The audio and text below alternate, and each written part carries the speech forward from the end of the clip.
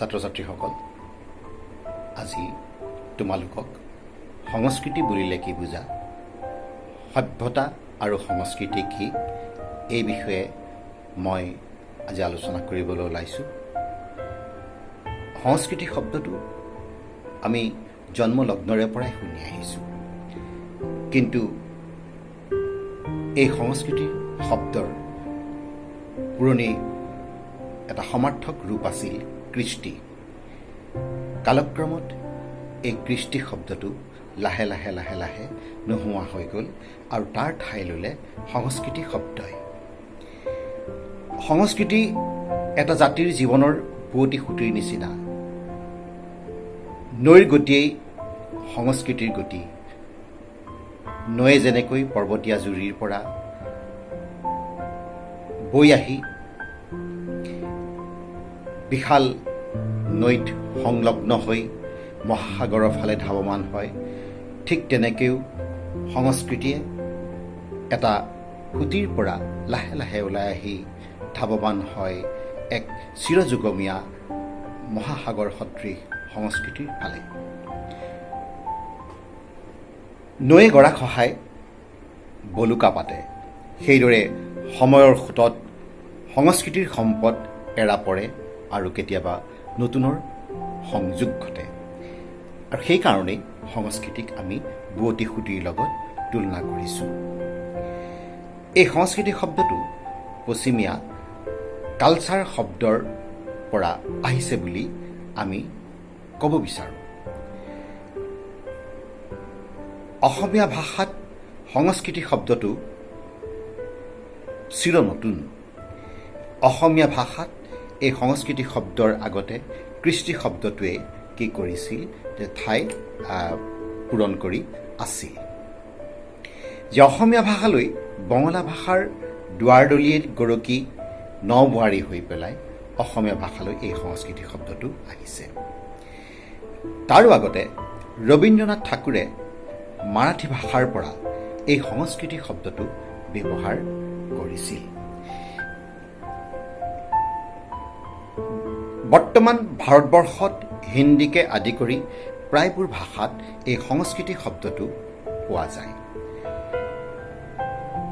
ইংৰাজী কালচাৰ শব্দ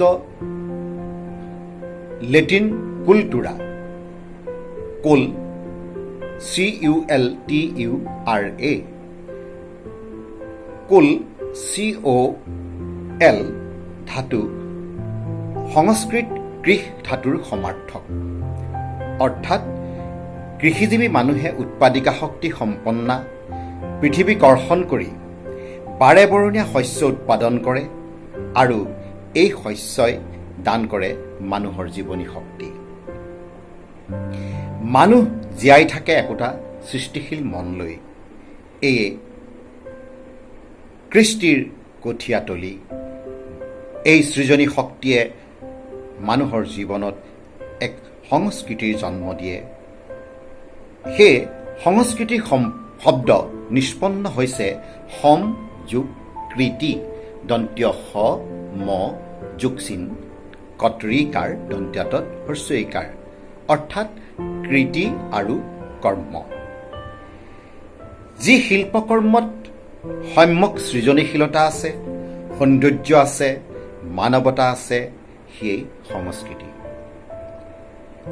এইখিনিতে অম্বিকাগিৰি ৰায়চৌধুৰীদেৱে সংস্কৃতি সম্পৰ্কে এষাৰ কথা কৈছিল যে মানুহৰ জীৱনত চলন ফুৰণ, উঠন বহন, ভংগী ভাষণ, খাৱন দাৱন, এই সমস্ত সামগ্ৰী, সমস্ত কৰ্মৰাজিকে ধৰি বা কৰ্মৰাজিকে আমি সংস্কৃতি বুলি ক'ব পাৰোঁ।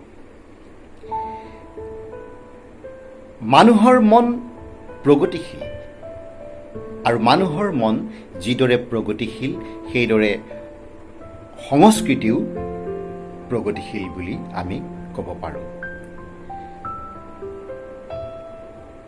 ডক্টৰ সুনীতি কুমাৰ চট্টোপাধ্যায়ে কৈছে যে একেধাৰে সভ্যতা তৰুৰ পুষ্প আৰু তাৰ আভ্যন্তৰ প্ৰাণ বা মানসিক অনুপ্ৰেৰণা যা তাই হচ্ছে কালচাৰ। গতিকে সংস্কৃতিৰ জন্ম আৰু বিকাশ বিভিন্ন কাৰণত ঘটে। মানুহে সমাজ গঢ়ে, সেই সমাজত সুন্দৰৰূপে বসবাস কৰিবলৈ, সুন্দৰৰূপে জীৱন যাপন গঢ় দিবলৈ সংস্কৃতিৰ জন্ম দিয়ে আৰু সেই সংস্কৃতিয়ে কালক্ৰমত এটা জাতিৰ যুগজয়ী সংস্কৃতিলৈ ৰূপান্তৰিত হয়। পৃথিৱীত এনে কোনো জাতি নাই যাৰ কোনো নিজস্ব সংস্কৃতি নাই।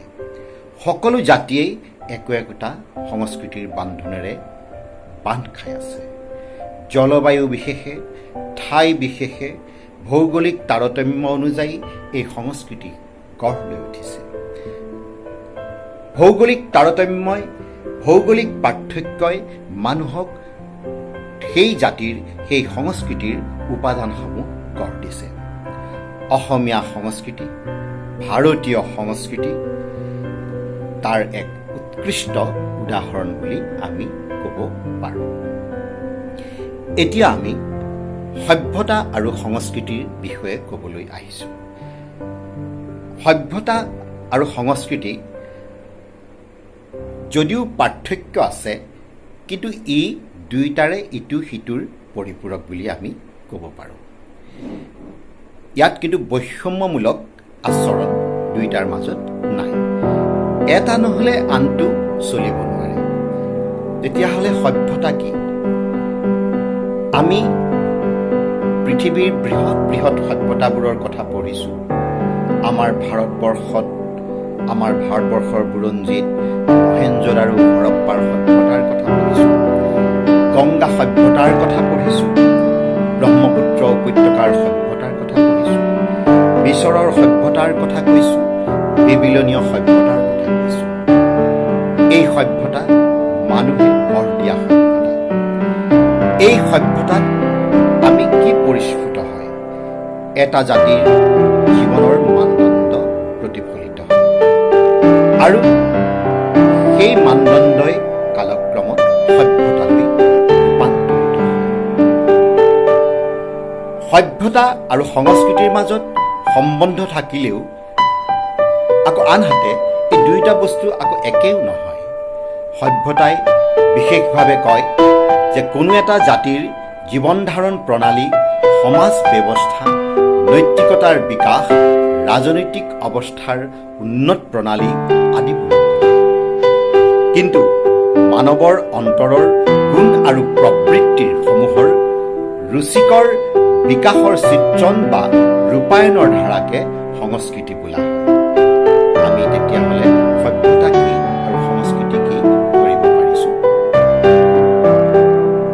সংস্কৃতি এটা জাতি বা গোষ্ঠীৰ জীৱন যাত্ৰাৰ এটা নিৰ্দিষ্ট গতিপথ, যিটো পথ সেই জাতি বা জনগোষ্ঠীৰ কৃতিত্বৰ হেঙুল হাইতালেৰে ৰঙিল। অৰ্থাৎ যে সংস্কৃতি এটা জাতি বা গোষ্ঠীৰ জীৱন যাত্ৰাৰ এটা নিৰ্দিষ্ট গতিপথ, যিটো পথ সেই জাতি বা জনগোষ্ঠীৰ কৃতিত্বৰ হেঙুল হাইতালেৰে ৰঙিল। আমি নিজৰ সংস্কৃতিক লৈ পেলাই গৌৰৱ কৰোঁ। বিহু আমাৰ সংস্কৃতি, বিহু আমাৰ জাতীয় উৎসৱ। আমি অসমীয়া মানুহে বিহুক লৈ গৌৰৱ অনুভৱ কৰোঁ। সেইদৰে পৃথিৱীৰ সমগ্ৰ জনগণে, সমগ্ৰ জাতিৰ সত্তাতে এনেকুৱা একোটা সভ্যতা আৰু সভ্যতাৰ লগত সংস্কৃতি জড়িত হৈ আছে, যি সংস্কৃতিক লৈ পেলাই সেই জাতিয়ে নিজৰ গৌৰৱ অনুভৱ কৰে। সেয়েহে প্ৰত্যেক জাতিৰে এনেকুৱা গতিপথ কম বেছি পৰিমাণে পৃথক হোৱা স্বাভাৱিক। গতিকে অসমীয়া সংস্কৃতিৰ লগত আমাৰ পশ্চিমবংগৰ সংস্কৃতি, উৰিষ্যা, বিহাৰৰ সংস্কৃতিৰ লগত মিল নাথাকে, মিল নাই। প্ৰত্যেক জাতিয়ে নিজৰ সভ্যতাৰ পৰিমাৰ্জিত ৰূপত সেই সংস্কৃতিটো গঢ় দিয়ে। প্ৰশাসনীয় ব্যৱস্থা, সামাজিক ৰীতি নীতি, জীৱন ধাৰণৰ প্ৰণালী, চাল চলন, মাত কথা, সাজপাৰ আদি যিবোৰ নিৰ্দিষ্ট পৰ্যায়ৰ ওপৰত আমি সভ্যতা বিচাৰ কৰোঁ, সেই পৰ্যায়ত উঠিব নোৱাৰা কোনো জনগোষ্ঠীয়েও নিৰ্দিষ্ট সংস্কৃতি ৰক্ষা কৰা দেখা যায়। আটাইতকৈ ইম্পৰ্টেণ্ট কথা যে কোনো জাতিয়ে সভ্যতাৰ উচ্চ শিখৰলৈ উঠিব পৰা নাই, কিন্তু তেওঁলোকৰ মাজত এটা নিজস্ব সংস্কৃতি আছে। আমি বুজিব পাৰিছোঁ কথাটো যে সভ্যতা আৰু সংস্কৃতিৰ মাজত কোনখিনিতে অলপ পাৰ্থক্য দেখা যায়। যে সভ্যতাৰ উন্নত শিখৰলৈ উঠিব নোৱাৰিলেও সেই জাতিটোৰ মাজত এটা কিন্তু সংস্কৃতি থাকিবই লাগিব।